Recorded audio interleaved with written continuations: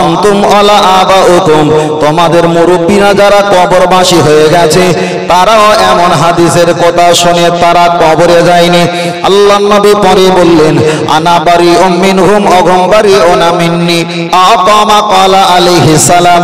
নবী আমার বললেন তবে হাসরের ময়দানে ওরা আমার কেউ হবে না, আমি রাসূল হাসরের ময়দানে ওদের কাছে যাব না।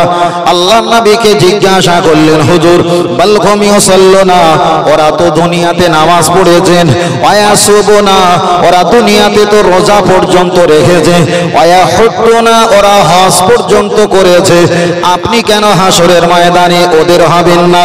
ওরা কেন আপনার হবে না? জবাব দাও।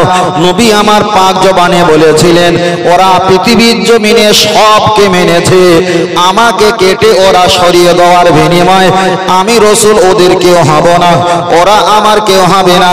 তাহলে লা ইলাহা ইল্লাল্লাহ মুহাম্মাদুর রাসূলুল্লাহ সাল্লাল্লাহু আলাইহি ওয়াসাল্লাম এই কলেমা পৃথিবীর শুরু থেকে নিয়ে এই পর্যন্ত কলেমাটা পৃথিবীর মানুষের জবানে জবানে চলছে। নতুন করে কেউ যদি বলে লা ইলাহা ইল্লাল্লাহ মুহাম্মাদুর রাসূলুল্লাহ, এটা বললে শিরক হবে। লা ইলাহা ইল্লাল্লাহ আল্লাহু আকবার এই কলেমাটা বললে তোমরা ঈমানদার হতে পারবে। তাহলে রাসূল বলেছেন সব মানবে, ওরা বাদ দেবে শুধু আমাকে, আর আমাকে বাদ দেওয়ার কারণে ওরা আমার কেউ হবে না, আমি রাসূল ওদের কেউ হব না। তাহলে এখানে প্রমাণ হয়ে গেল ঈমান আনতে গেলে আল্লাহকে মানলে ঈমানদার বলা যাবে না, আল্লাহ মানলে নবী মানা নয়, বরং নবীকে মানলে আল্লাহ মানা হয়ে যায়। আরেকটু জোরে হবে ও আমার বাপজিরা, চলে না গিয়ে যাওয়া যায়। লক্ষ্য করে দেখা যায় আমি আপনার কাছে শান্ত শিষ্টভাবে পরিষ্কার পরিচ্ছন্নতার সঙ্গে বলার চেষ্টা রাখি, আগিয়ে চলে যাওয়া যাক। তাহলে লা ইলাহা ইল্লাল্লাহ মুহাম্মাদুর রাসূলুল্লাহ এই কলেমা শরীফ আমরা পড়ি, নতুন করে কিন্তু ফিতনাবাজি দল আমাদের সমাজে হাজির হয়ে বলছে ওই কলেমাটা পড়লে শিরক আর বেদাত হবে। তাই আমাদের এলাকায় শহরে নগরে পাড়ায় পাড়ায় গ্রামে গঞ্জে খানকা ঈদগাহ মুক্ত মসজিদ মাদ্রাসা বিভিন্ন আলেম ওলামা নামাজি মুত্তাকি ওরা ডান দিকে বাম দিকে সালাম ফিরিয়ে মোনাজাতের শেষে বিরহমাতিকা ইয়া আরহামার রাহিমিন পড়ে, কিন্তু লা ইলাহা ইল্লাল্লাহ মুহাম্মাদুর রাসূলুল্লাহ পড়ে না। রাসূল তো বোঝাতে চেয়েছে ওর ভিতরে সব থাকবে, থাকবো না শুধু আমি। হাসরের ময়দানে ওরা আমার কেউ হবে না, আমি রাসূল ওদের কেউ হব না। তাহলে রাসূল বলেছে ওরাই হলো দাজ্জালার কাযযাব। তাহলে এমন দাজ্জালার কাযযাব আমাদের আশেপাশে সমাজে আছে না নাই? ভাই আমি বলছি কমেন্ট করার আগে আমার ফের 2 মিনিট সময় বক্তব্যটা শুনে তারপর কমেন্ট করবেন, আপনার জবাবটা কমেন্ট করতে হবে, পেয়ে যাবে। ও আমার বাপজিরা, আমি আপনাকে বোঝাই, আপনি যদি বলেন হুজুর আমি মোনাজাত যদি না করি নামাজ কি হবে না? মোনাজাত যদি না করেন কোনো সমস্যা নেই, মোনাজাতের শেষে বিরহমাতিকা পড়েন কোনো সমস্যা নেই, আলহামদুলিল্লাহ পড়েন কোনো সমস্যা নেই, কিন্তু সমস্যাটা আমার যদি বলেন কেন আপনি নামাজ পড়েছেন কেন, তখন বলবেন আফদালুল ইবাদাতিস সালাত। আল্লাহর নবী বলেছেন সবচেয়ে বড় ইবাদত হলো নামাজ, তাই নবী বড় ইবাদতের কথা বলেছে, ওই জন্য তো আমি নামাজ পড়ি ভালো। তুমি কোরআন কেন পড়ো? আল্লাহর নবী বলেছেন আফদালু তিলাওয়াতুল কোরআন, সবচেয়ে বড় তেলাওয়াত হলো আল্লাহর কোরআন, ওই জন্য আমি কোরআন পড়ি। তাহলে নবী বড় ইবাদত নামাজ বলেছে বলে হুজুর তুমি নামাজ পড়ো, নবী বড় তেলাওয়াত কোরআন বলেছে বলে হুজুর তুমি কোরআন পড়ো। সেই নবী বলেছে বড় জিকির হলো লা ইলাহা ইল্লাল্লাহ মুহাম্মাদুর রাসূলুল্লাহ সাল্লাল্লাহু আলাইহি ওয়াসাল্লাম। তাহলে নবীর কথা শুনে নামাজটা নিয়েছো, নবীর কথা শুনে কোরআনটা নিয়েছো, নবী তো বড় জিকির কলেমা বলেছে, এটা বাদ দিয়ে বিরহমাতিকা নিয়েছো, জবাব দাও। তাহলে এখানে প্রমাণ হয়ে গেল নামাজ পড়ে আল্লাহকে ভালো বলতে চেয়েছে, দেখা যায় কোরআন পড়ে আল্লাহকে ভালো বলতে চেয়েছে, কিন্তু নামাজ পড়ে রোজা রেখে আল্লাহকে ভালো বলবে, নবীকে বাদ দেবে। চলেন একটা হাদিস পড়া যাক। আল্লাহ নবী হাদিস শরীফে বলেছেন, মান আসানি, কেউ যদি আমাকে সরিয়ে দেয়, ফাকাদ আসাল্লাহ, আমার আল্লাহ তাকে সরিয়ে দেবে। মান আতানি, কেউ যদি আমাকে ইত্তেবা করে, অনুসরণ করে, ফাকাদ আতাল্লাহ, ওই ইত্তেবা আর আমার থাকে না, মহান আল্লাহ পাকের হয়ে যায়। তাহলে তুমি আল্লাহকে নিয়েছো, তুমি আল্লাহর নামে জিকির করেছো, বিরহমাতিকা পড়েছো, আলহামদুলিল্লাহ পড়েছো। ফের আমি আপনাকে বলছি, আল্লাহকে মানলে যদি জান্নাত পাওয়া যায়, ইবলিস আজাজিন আল্লাহর নামে সেজদা দিয়েছে কোটি কোটি বছর। ইবলিস আল্লাহকে মেনেছিল, ইবলিস মানেনি ওই জামানার নবী আদম আলাইহিস সালামকে। তাহলে নবী আদম আলাইহিস সালামকে উনি সম্মান আর ইজ্জত তাজিম করলো না, আল্লাহকে মেনেছে। আর নবী আদম আলাইহিস সালামের সম্মান আর তাজিম মহব্বত না করার বিনিময় লক্ষ লক্ষ বছর আল্লাহর ইবাদত পানিতে ফেলে দিয়েছে, না দেয়নি? তাহলে এটাই যদি আল্লাহ দিয়ে থাকে, তুমি বড় নামাজ ইবাদত করেছো, বড় তেলাওয়াত কোরআন নিয়েছো, বিরহমাতিকা পড়েছো, আমিও পড়ি, আপনিও পড়েন, কিন্তু মুহাম্মদুর রাসূলুল্লাহ তুমি জবান থেকে বাদ দিয়েছো। তাহলে ইবলিসের সমস্ত ইবাদত সেজদা যদি আল্লাহ পানিতে ফেলে দেয়, তাহলে আপনারও ইবাদত আল্লাহ পানিতে ফেলবে না, এটা শনিয়ার মঙ্গল। আল্লাহ ও আমার বাতিরা, চলে না গিয়ে যাওয়া যায়, লক্ষ্য করে দেখা যায়। চলেন, আমি আপনাকে বোঝাতে চেয়েছি, আমি আপনার কাছে একটাই কথা বলেছিলাম, আপনি যদি পরকালে জান্নাত পাও, নেকি দিয়ে জান্নাত পাবেন না, সওয়াব দিয়ে জান্নাত পাবেন।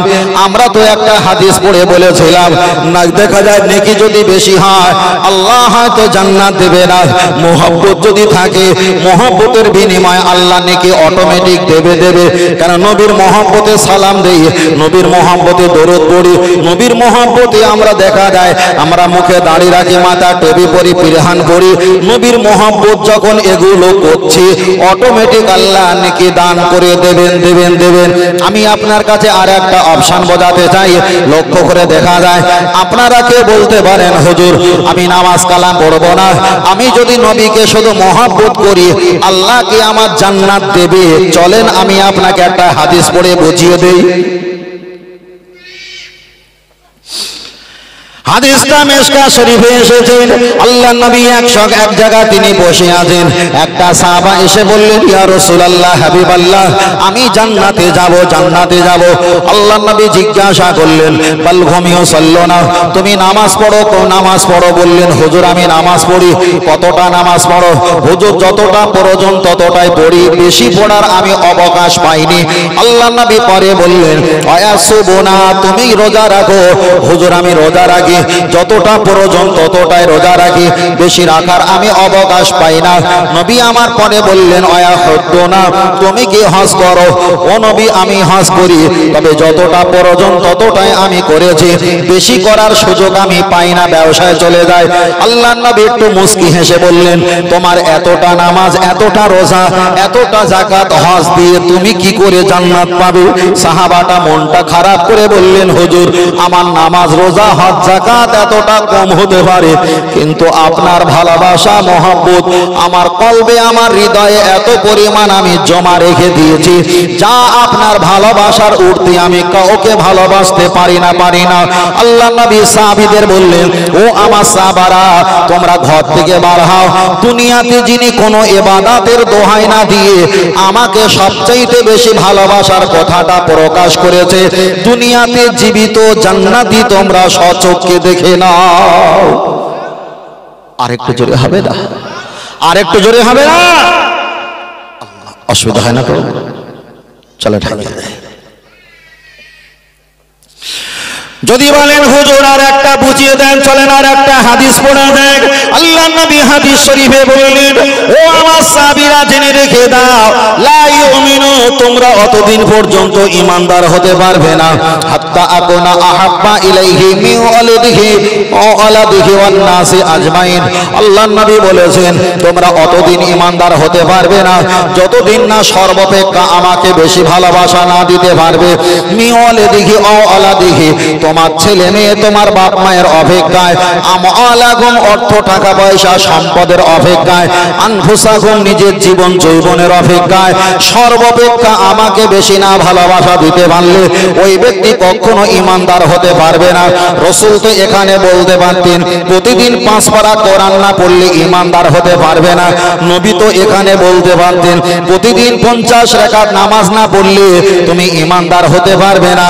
কোন ইবাদতের সংখ্যা আমার আপনার নবী একটা উচ্চারণ করলেন না, শুধু বললেন যতদিন না পর্যন্ত ছেলে মেয়ে বিয়ে বাচ্চা ধন সম্পদ জীবন যৌবনের অপেক্ষায় সব চাইতে আমাকে বেশি ভালোবাসা না দিতে পারবে লা ইউমিনু ওই ব্যক্তি কখনো ঈমানদার হতে পারবে না।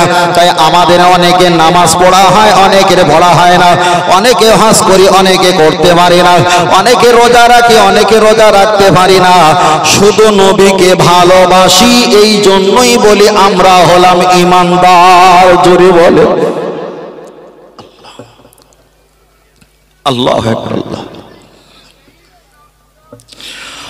ও আমার মুরব্বীরা বাবাজিরা চলে না গিয়ে যাওয়া যায়। আমি আপনার কাছে শুধু বলেছিলাম মহব্বতের কারণে, আপনার কাছে আমি 3-4টে অপশন বলেছিলাম, আপনার কাছে আর একটা অপশন বলি। আমরা এখানে বসেছি সুবহানাল্লাহ আলহামদুলিল্লাহ ইয়া আল্লাহ ইয়া আমান ইয়া রাজ্জাক ইয়া ফাত্তাহ ইয়া গনি আল্লাহ ইয়া আজিজ ইয়া কাফি এক একটা তাসবিহ পাঠ করা হয়।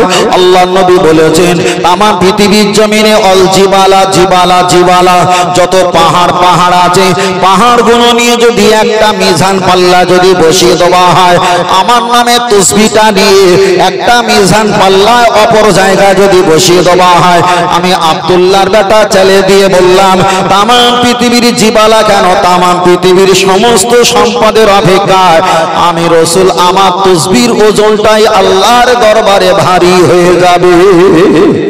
আর একটু জোরে হবে না? আল্লাহ আল্লাহ আল্লাহ।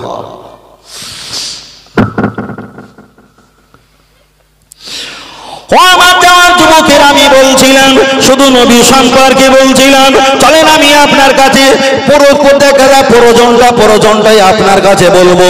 আমি ফের বলছি এমন কিছু বলবো এমন কিছু শুনবো আল্লাহ দুনিয়া এবং পরকালে আমাদের যেন কল্যাণ রাখে। আল্লাহ আল্লাহ। আমরা এখানে বসেছি আমরা দিনের কথা বলবো আলহামদুলিল্লাহ ভালো। এখানে আমার কমিটি ভাইরা অনেক ফুল দিয়েছে, হলুদ সাদা কিংবা দেখা যায় সবুজ কিংবা অনেক রকমের ফুল দিয়েছে।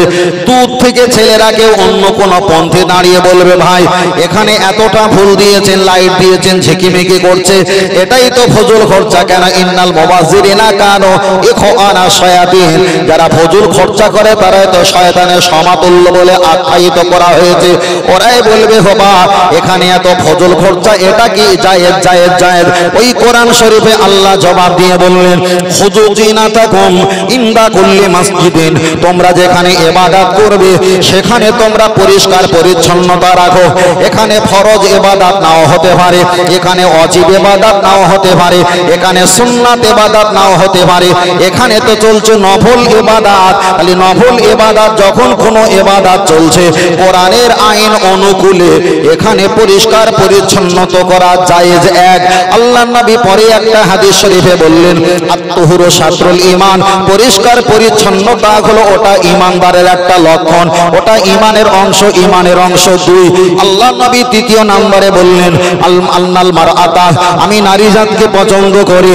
নবী আমার পরে বললেন বল ঘুমিও সাল্লানা, আমি নামাজকে পছন্দ করি। নবী আমার পরে বললেন আমি ফুলের খুশবুকে পছন্দ করি। তিন চতুর্থ নাম্বার নবী আমার বললেন সিদরাতুল মুনতাহা আরশে আজিম থেকে আমি দুনিয়ার ফিল আরদা দুনিয়ার জমিনে আরজুলাকুম কদম যখন রেখেছিলাম, আমার পাসিনা ঘামটা আইদিয়াকুম হাত দিয়ে যখন ফেলেছিলাম, আল্লাহ পাসিনা ঘাম ফেলার বরকতে গোলাপ ফুলকে আল্লাহ জমিনে রূপে রূপান্তরিত করে দিয়েছিলেন। যদি যদি সীমিত স্টেজ সাজানো যদি বলা হয় এর ভিতরে অন্তত 24টা হাদিস পড়া যাবে যে জায়েজ কিনা। কথা বলতেছি জায়েজ কিনা। তার ভিতরে একটা ছোট্ট করে বলি, 4টে হয়েছে, 5 নম্বরটা বলি। যারা মাদ্রাসা বুখারী দওরা দিয়েছে, যারা মাদ্রাসা ভালো আলেম, ওই হুজুকি আলিমের কথা বলিনি ভাই, যারা বুখারী দওরা দিয়ে যারা আলেম হয়েছে তারা ভালো বলতে পারবে যখন দওরা হাদিস যখন পড়ানো হয় তখন এই সাদা মতমেলের কাপড়গুলো টেবিলের উপরে ফেলে দেওয়া হয় আর দামি দামি কিতাবগুলো তার উপরে রাখা হয়।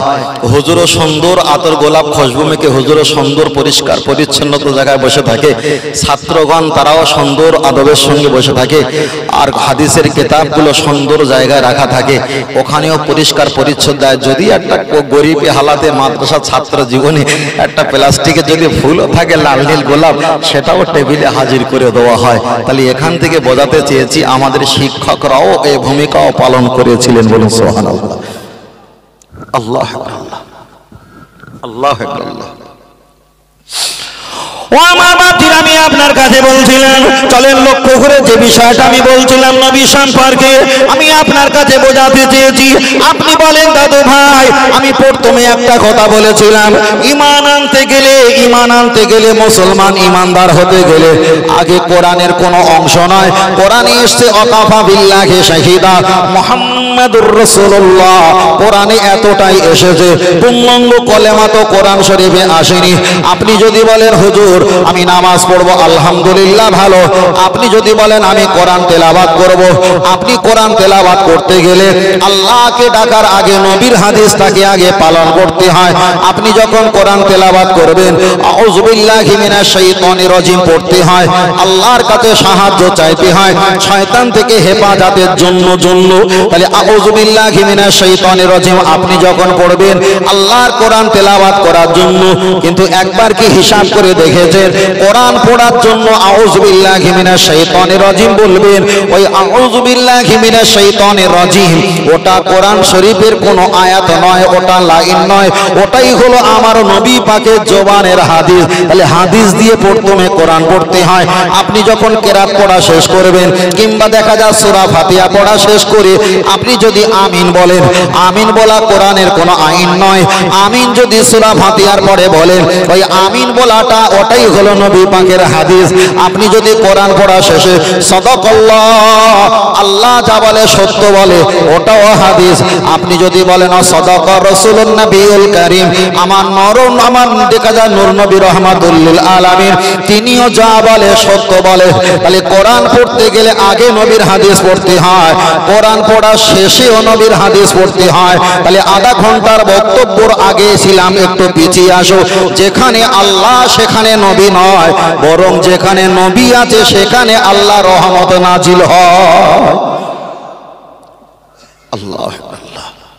এক একজনে এক একটা সিস্টেমে ধর্ম পালন করে, সব কোরআন হাদিসের অনুকূলে, কিন্তু সিস্টেমটা 3 আর 3 6 হয়, কেউ 5 আর 1 6 করে, কেউ 4 আর 2 6 করে, কেউ মানে 3টে ভাগ করে 2 2 করে 6 জায়গায় আসবে, সব কোরআন হাদিসে আসবে, কিন্তু একটা সিস্টেমটা একটা ভাগ করে দেয়, এক একটা সিস্টেম চলে লাগিয়ে যায়। ও আমার দাদু ভাই, আমি আপনাকে বলতে চেয়েছি ফের একটা বার খেয়াল করে দেখবেন। সুফের বলছি বাবা, পৃথিবীর জমিনে কেউ আপনার আপন নয়। আপন যদি থাকতে হয় আল্লাহ আর আমার দয়ার নবী, তাছাড়া আপন বলে পৃথিবীর জমিনে কেউ নাই। চলেন একটা বার এগিয়ে যাওয়া যাক। কোরআন পড়তে গেলে আগে কি লাগে? কোরআন পড়তে গেলে আগে নবীর হাদিস লাগে, আমি আপনার কাছে প্রমাণ করেছিলাম। এবার আপনাদের কাছে একটা কথা বলি, কোরআন পড়তে গেলে যখন নবীর হাদিস লাগে, নামাজ পড়তে গেলে হাদিস লাগে না কোরআন লাগে? দাদু ভাই বলো। কোরআন পড়তে গেলে তো ওখানে তো মেরে দিলাম, মুখ মেরে দিলাম যে কোরআন পড়তে গেলে হাদিস লাগে। এবার না নামাজ পড়তে গেলে কি লাগে?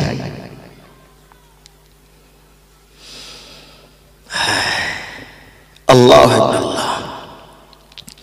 চলে আমি আপনার কাছে গুটি বাইটো আগিয়ে যাই, আর আপনি খাতা কলমে হিসাব করেন, ভুল হলে আমাকে বলবেন। আমি আপনার প্রতি গোসা রাগ রাগান্বিত হব না, এটা আমার বদ অভ্যাস নয়, এটা ভালো অভ্যাস। চলেন আমি আপনাকে বোঝাতে চেয়েছি, নামাজ পড়তে গেলে কোরআন লাগে না হাদিস লাগে? আমি ফের বলছি, অবশ্যই কোরআন লাগে। এত বছর শুনেছেন নামাজ পড়তে গেলে কোরআন লাগে, কিন্তু আজকে আপনাদের মাহফিলে জালসায় কোরআন হাদিসের অনুকূলে ইসাল্লে সওয়াবে আজকে প্রমাণ করে দেব, কোরআন যা না লাগে তার চাইতে নবীর হাদিস লাগে, হাদিস লাগে। চলেন আমি আপনার কাছে এক একটা বলি। আপনাদের এখানে মসজিদে আজান হয়েছে 7টা কিংবা পয়নে 7টা মসজিদের আজান হয়েছে। আজান দেওয়া হয় কিসের জন্য? মায়েরা যারা প্রজেক্টরে দেখছে তারা ভালো বলতে পারবে। আজান দিলে মাথায় কাপড় তুলে দেয়, এর জন্য আজান দেওয়া হয় না। আজান হয় দোকানে শাটার বন্ধ করতে হবে না, এর জন্য আজান দেওয়া হয় না। আজান দেওয়া হয় খানা পিনা খাবার জন্য, গোসল করার জন্য না, এর জন্য আজান দেওয়া হয় না। আল্লাহু আকবার, আল্লাহু আকবার, আশহাদু আল্লা ইলাহা ইল্লাল্লাহ, এমন করে আজান দেওয়া হয়। আজান দেওয়া হয় একমাত্র নামাজি মুসল্লিদের নামাজের কথা স্মরণ করিয়ে দেওয়ার জন্য। এবার আপনি বলেন, সবচাইতে বড় ইবাদত যদি আল্লাহ পাকের দরবারে নামাজ হয়ে থাকে, তুনতুনময় আকার বর্গীর নামাজ, তুনতুনময়তে নমিম আকারেতে আমার, ময়তে মাতাকে আকারেতে আল্লাহর বর্গীর জন্য নত করিব আমার মাথা একমাত্র আল্লাহর জন্য। তাহলে সেই ইবাদত যদি আল্লাহর কাছে বড় ইবাদত বলে গণ্য হয়, কিন্তু এই ইবাদতের জন্য যে আজান দিয়ে মানুষকে ডাকা হয়, ওই আজান তো কোরআনের কোনো অংশ নয়, ওটাই তো নবী পাকের জবানের হাদিসের অংশ। আল্লাহ। মসজিদে আপনি চলে যাবেন, আপনি জুতা খুলে যখন মসজিদের ডান পা আর জুলাকুম ডান পা দেবেন, ডান পা তোমার ওটা হাদিস। মসজিদের দেওয়ালে কিংবা সাবমার্সে দেখা যায় টাইসে ভালো করে লেখা থাকে পা ধরে আল্লাহুম্মা ফতালি আবা রাহমাতি, এমন করে লেখা থাকে। আপনি মসজিদে ঢুকছেন, মসজিদে ঢোকার সময় যে দোয়াটা পাঠ করলেন, ওই দোয়াটা কোরআন নয়, ওটাই হলো নবী পাকের হাদিস। আপনি মসজিদের ভিতরে প্রবেশ করার পর আপনি দেখা যায় দোনো আইদিয়াকুম, দুটো হাত আপনি যখন দেখা যায় কানের লতিতে ঠেকাবেন কিংবা কাছাকাছি নিয়ে যাবেন, এটা হাদিস। আপনি নিয়াত করবেন নাওয়াইতু আন উসাল্লিয়া লিল্লাহি তাআলা আরবাআ রাকাআত সালাতি ঈশা ফরদুল্লাহি তাআলা, এমন করে 4 রাকাত 3 রাকাত 2 রাকাত আপনি যে নামাজে নিয়াত করবেন, নিয়াত করার কথা কোরআন শরীফের কোথাও নেই। আল্লাহর নবী হাদিস শরীফে বলেছেন, ইমাম মুহাম্মদ ইসমাইল আল্লামা বুখারী রাহমাতুল্লাহ আলাইহি, বুখারীর প্রথমে তিনি এই হাদিসটা উল্লেখিত করেছেন, ইন্নামাল আমালু বিন্নিয়াত, তোমরা প্রতি কাজের পূর্বে কমপ্লিটলি তোমরা নির্ভেজাল নিয়াত করো। আপনি যে নামাজে নিয়াত করছেন, এই নিয়াত করাটা কোরআনের কোনো অংশ নয়, এই নিয়াত করাটা হলো নবী পাকের হাদিস। আপনি নিয়াত করার পর তাহারিমাটা বেঁধেছেন নাভির নিচে, নাভির নিচে তাহারিমা বাঁধার পর বেঁধেছেন, ওটা হলো নবী পাকের হাদিস। তাহারিমা বাঁধার পর আপনি দোয়া সানা পাঠ করছেন, সুবহানাকা আল্লাহুম্মা বিহামদিকা ওয়া তাবারাকা ইসমুকা। আমি পূর্ণাঙ্গ বলছি না যাতে সময় না যায়।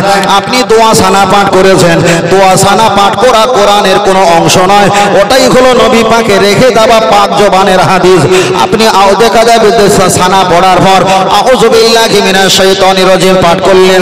কোরআন শরীফ যদি 114টা সূরা হয়, কোরআন শরীফ যদি 30টা পারা হয়, কোরআন শরীফ যদি 6666টি আয়াত হয়, কোরআন শরীফে যদি 848টা পৃষ্ঠার হয়, কোরআন শরীফ নরমালে 2200 2300 3000 টাকা যদি দাম হয়, টোটাল কোরআন শরীফে আউযু বিল্লাহি মিনাশ শাইতানির রাজিম লেখা নেই, ওটাই হলো নবী পাকের হাদিস। ও আমার দাদু ভাই, এত জীবন বক্তব্য নসিহত শুনেছেন, নামাজ পড়তে গেলে কোরআন লাগে। তাহলে আযান থেকে নিয়ে তাহারিমা বেদে সানা পড়ে আউযু বিল্লাহ পর্যন্ত পড়েছেন, নামাজের ভিতরে অংশগ্রহণ করেছেন, নামাজের ভিতরে আছেন। আপনি বলেন এগুলো বাদ দিলে কি নামাজ হওয়া সম্ভব? নামাজ হবে? এখন কোরআন এসছে কি ভাই, আমার কথা বুঝতে পারছেন নাকি? নাকি অন্য কিছু বলবো? সমস্যা যদি হয় বলেন ভাই।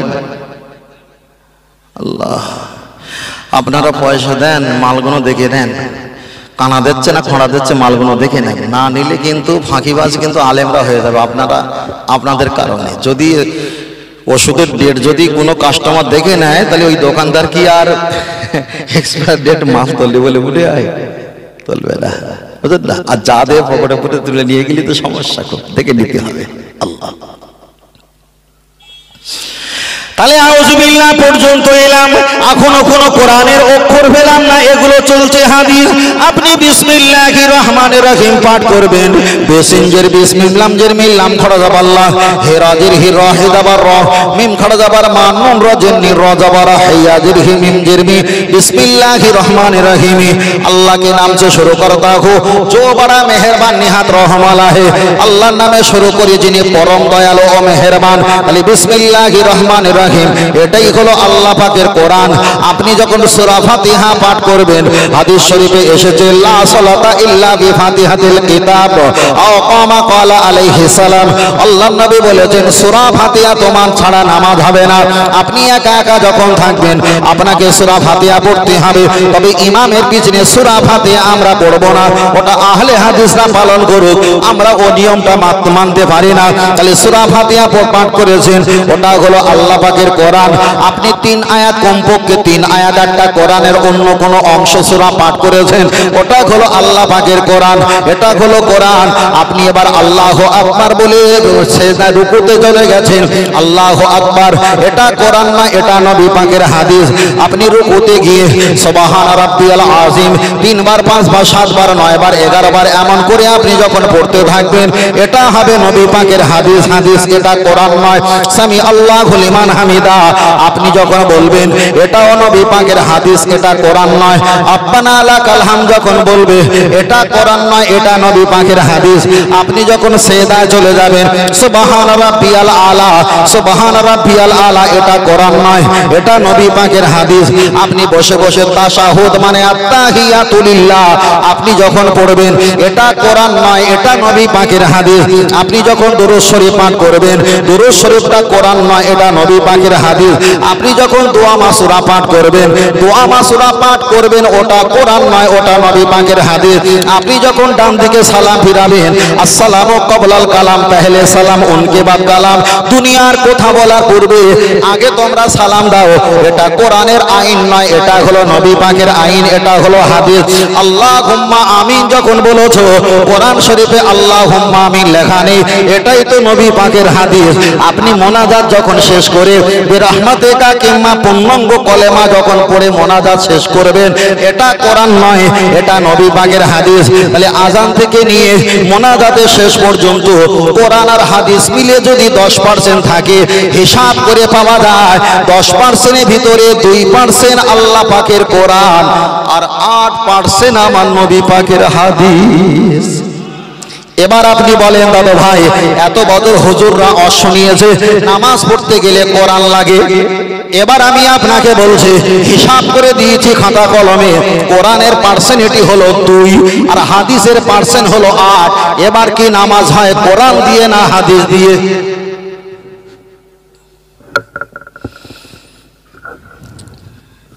একটু যেন ঘর পেছনা লাগছে না? একটু ঘর পেছনা লাগছে। আমি ফের বলছি, কোরআন ছাড়া তো নামাজ হয় না। এটাও কি বলতে পারবে যে হাদিস ছাড়া নামাজ হয়? জি বাবু, নামাজটা বড় ইবাদত, আফদালুল ইবাদাত ইবাদাতিস সালাত, সবচাইতে বড় ইবাদত। কিন্তু সেই ইবাদতে কোরআনের, আল্লাহর কোরআনের অংশ 2-2.5 আর নবীর হাদিসের অংশ 8। তাহলে আগের বক্তব্য খেয়াল আছে? আল্লাহকে মানলে নবী মানা হয় না, নবীকে মানলে আল্লাহ মানা। তাহলে 8% কাকে মানছি, কার দিকে ঝুঁকছি? নবীর দিকে। তাহলে নবীর দিকে যখন যাচ্ছি, আমার আল্লাহ আমাদের প্রতি দয়া আর রহমত আর কুদরতি নজর করবেন। বলুন সুবহানাল্লাহ। আর একটু জোরে হবে না? আর একটু জোরে হবে না? এটা তাকবীর না, আরে তাকবীর। আর একটু জোরে বলেন না, আরে তাকবীর। আহলে সুন্নাত ওয়াল জামাত সিলসিলাহ ফুরফুরা শরীফ, মদিনা মক্কা শরীফ, আল কোরআনের আলো, আল হাদিসের আলো, নারে তাকবীর। দুরূদ শরীফ পড়ি আল্লাহুম্মা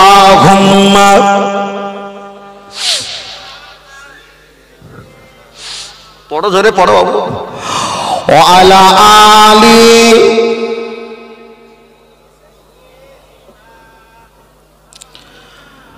সাল্লাল্লাহু আলাইহি ওয়াসাল্লাম। তাহলে আমরা যতক্ষণ বসেছি আমরা জিকির করছিলাম কাকে? আল্লাহকে। জিকির করছিলাম কাকে? নবীকে। দুটো অপশন ছিল তো। প্রথমে বলেছিলাম লেখা, খাওয়া দাওয়া, ডান দিকের নবীর আদর্শ, আখলাক, আদাতের কথা বলছিলাম না? তাহলে বলছিলাম আল্লাহর কথা এবং নবীর কথা। আল্লাহর কথা আর নবীর কথা যেখানে থাকে এর চাইতে আর উত্তম পন্থার কথাও আছে বলে মনে হয়? আর কথাও নেই। আপনারা রাগ করছেন না কি বাবু? কে জানি মহাশয় ভাই নতুন জায়গায় এসেছে, কি আবার ব্যাপার তো সেবার তো জায়গা থাকে। কয়দিন আগে আমাকে একজন ওয়াজ করছিলাম, নিচ থেকে বলেছে হুজুর তাসবিহ পাঠ করতে গেলে সামনের দিকে ফেলবো না কোলের দিকে টানবো। আমি বললাম কেন ভাই? না হুজুরের সামনের দিকে ফেললে যদি বিয়াদবি হয়, কোলের দিকে টানলে যদি বিয়াদবি হয়, এখন কোনটা ঠিক করব? আলী ভাই এখন তো সব সামনের দিক, কোলের দিক, মাঝখানে টেপা বিভিন্ন অপশন হয়েছে, বিভিন্ন অপশন, তা কোনো দিকে কোনো সমস্যা নেই। আবার তারপরেই আবার প্রশ্ন করছে, মানে ওর মনসত্ব ঠিক ভালো ছিল না, পরে প্রশ্ন করছে হুজুর তাসবিহ তো নবীর জামানায় ছিল না, তাহলে আমরা তো আঙুল গুনে তাসবিহ পাঠ করতে পারি, এটা হলো নবী পাকের সাহাবারা নবী পাক করেছে, কিন্তু তাসবিহ তো ছিল না, তাহলে আমরা যে তাসবিহ পড়ছি এটা কি ঠিক হবে? তাহলে আসল কথা এসো ভাই, আসল কথা এসো। হযরত ওমর ফারুক রাদিয়াল্লাহু তাআলা আনহু তিনি যখন বাড়িতে ঘুমিয়ে পড়তেন, ঘুমানোর পূর্বে তিনি নেড়ে নেড়ে গেড়ি গেড়ি এইরকম ছোট ছোট মাঝারি ঘরে পাথরগুলো ছিদ্র করে রশি ঢুকিয়ে 1000 গিনতিতে তিনি রেখে দিতেন। তিনি কলেমা শরীফটা পড়তেন আর একটা করে ওই এত বড় পাথরের কাঠিটা গোল বলটা টানতেন। যখন 1000 শেষ হয়ে যেত আল্লাহুম্মা বিসমিকা আমুতু আহিয়া বলে তিনি ঘুমিয়ে পড়তেন। ওমর ফারুক রাদিয়াল্লাহু তাআলা আনহু তিনি যদি এই যুগে বসবাস করতেন, এত বড় বড় পাথরের কাঠি তাসবিহ দানা না বানিয়ে ডিজিটাল পরিবেশের যুগে ছোট ছোট তাসবিহ দানা পড়ে আরো বেশি বেশি আল্লাহর তাসবিহ পাঠ করার সুযোগ পেতেন, ঠিক না বেটা? তাহলে ওটা যদি বড় হয় ওটা হালাল, এটা ছোট ওটাও হালালের বাচ্চা, হালাল কথা, ঠিক না বেঠিক? আল্লাহ আল্লাহ আমাদের বোঝার তৌফিক দান, বলেন আমিন। খুব সমস্যা। এমনি ওয়াজ নসিহত করা, কিসসা কাহিনী ঘটনা, এমনি ওয়াজ নসিহত করা এগুলো আলাদা বিষয়, কিন্তু মানুষকে ধরে ধরে ধরে ধরে পাই টু পাই বুঝিয়ে দেবো না, এটা খুব ভালো টাপ, মারাত্মক টাপ, বুঝলেন না? চলে না গিয়ে যাই।